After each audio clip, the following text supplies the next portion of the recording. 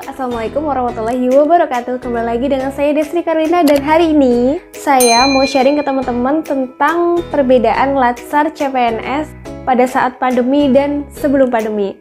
Nah, sebagai pembuka, perlu teman-teman ketahui bahwa LAN itu telah menerbitkan aturan baru, yaitu Peraturan LAN nomor 1 tahun 2001 tentang pelatihan dasar CPNS, yang merevisi peraturan sebelumnya, yaitu peraturan nomor 12 tahun 2018. Itu sebelumnya cuma dijelaskan pelatihan secara klasikal dan non-klasikal aja nih teman-teman, yaitu di pasal 6.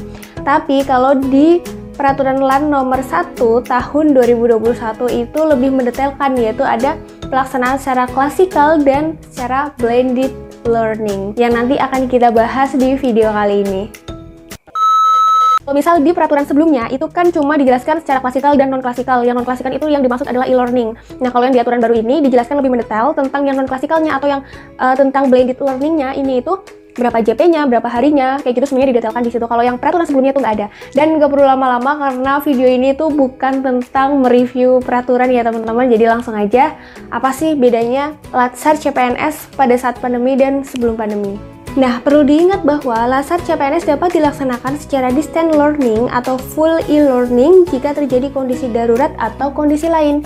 Karena pada saat sekarang ini adalah saat pandemi COVID-19 ya teman-teman, pelaksanaan blended learning ini bakal diaplikasikan besok ke Latsar CPNS teman-teman yang memang kondisinya masih belum stabil seperti ini. Dan berdoa aja semoga untuk Latsar CPNS di tahap-tahap selanjutnya, mungkin 1 bulan ke depan atau 2 bulan ke depan atau beberapa bulan ke depan kembali normal dan dapat dilaksanakan Latsar CPNS secara klasikal atau secara offline. Perbedaan yang pertama adalah di sistem Latsar CPNS secara blended learning ada yang namanya pembelajaran secara mandiri. Dan pembelajaran secara mandiri ini membutuhkan sebuah platform yang namanya itu MOOC, Massive Open Online Course.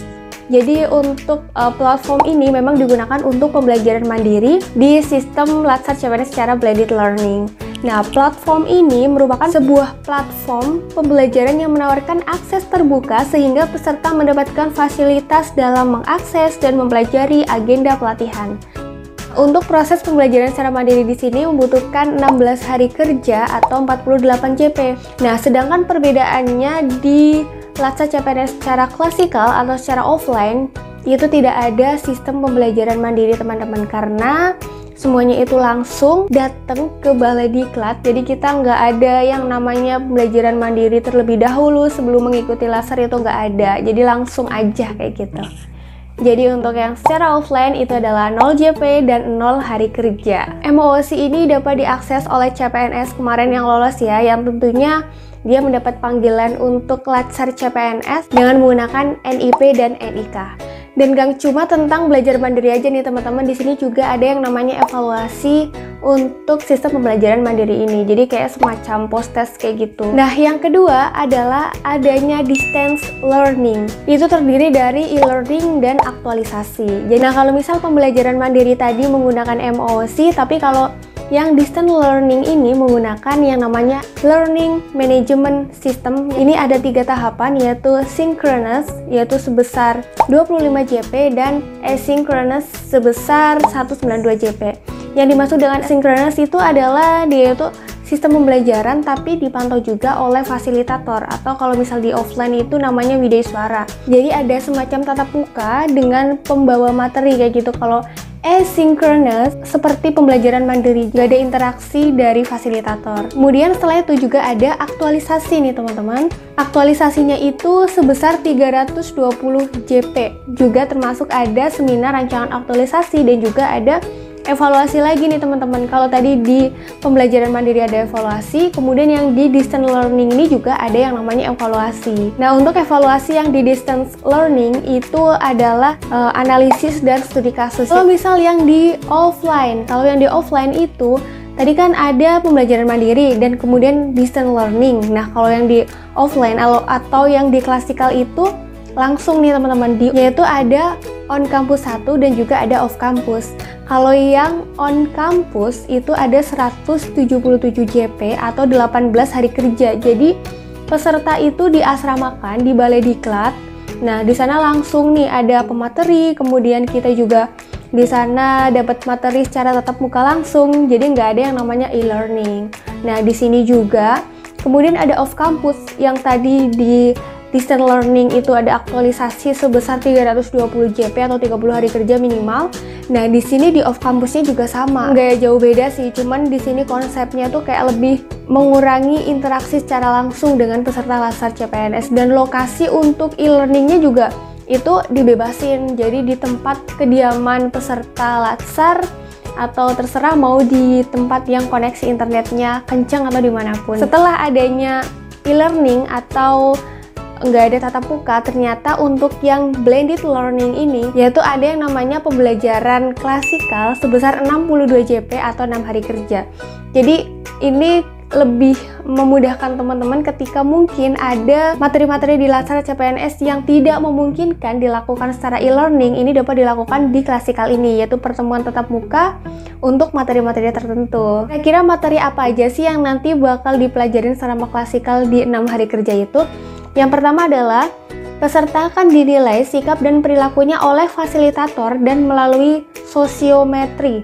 Jadi di sini nggak cuma sikap dan perilaku pada saat online, juga pada saat 6 hari kerja itu teman-teman juga dinilai. Mungkin bisa lebih aktif lagi dalam mengikuti Latsar CPNS. Juga teman-teman bisa memberikan yang maksimal di pembelajaran secara klasikal. Dan yang kedua adalah peserta akan diberikan pendalaman dan penguatan atas agenda pelatihan melalui ceramah, kegiatan yang berorientasi pada outdoor activity, dan pembentukan sikap perilaku bela negara. Jadi yang dimaksud dengan kegiatan outdoor itu kegiatan yang kalau menurut saya sih itu adalah kegiatan yang nge-refresh, pokoknya seru dan asik di situ. Itu bisa jadi seperti kegiatan outbound atau kegiatan yang lainnya. Dan untuk kegiatan bela negara benar-benar bisa melatih disiplin juga, itu pokoknya seru. Dan ini bisa jadi kegiatan kelompok, lebih untuk mengenal satu sama lain dan juga lebih meningkatkan interaksi kita ke teman-teman yang lain. Dan yang ketiga adalah peserta melakukan seminar aktualisasi. Ini nggak beda jauh sama yang di pelatihan secara klasikal atau secara offline.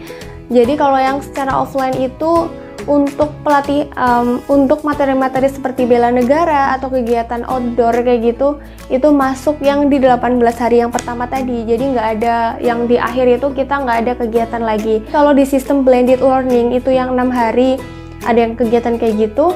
Kalau yang di saya dulu itu yang secara klasikal atau secara offline itu ada cuma 3 hari atau sebanyak 14 JP. Itu benar-benar kita itu mempersiapkan untuk laporan aktualisasi, untuk seminar aktualisasi, dan melengkapi di laporan aktualisasi. Jadi kalau misal kita hitung Latsar CPNS secara blended learning dan yang klasikal itu lebih banyak harinya yang blended learning. Jadi kayak semacam yang blended learning itu kan udah yang pertama itu 16 hari kita pembelajaran mandiri, kemudian ditambah juga ada distance learning, juga ada ditambah 6 hari di akhir sesi, yaitu untuk yang di klasikalnya. Tapi kalau yang di sistem klasikal yang dulu saya pada saat sebelum pandemi itu sebanyak 17 hari untuk yang pertama, kemudian yang off campus itu 30 hari dan kemudian ditambah 3 hari.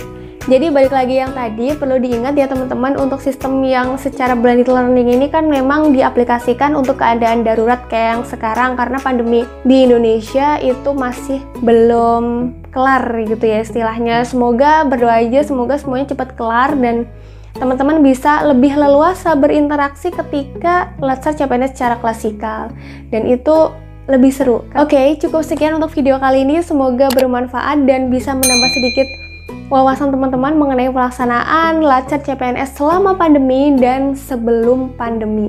Jadi kira-kira teman-teman itu pengen yang mana sih? Yang secara klasikal atau secara blended learning? Bye!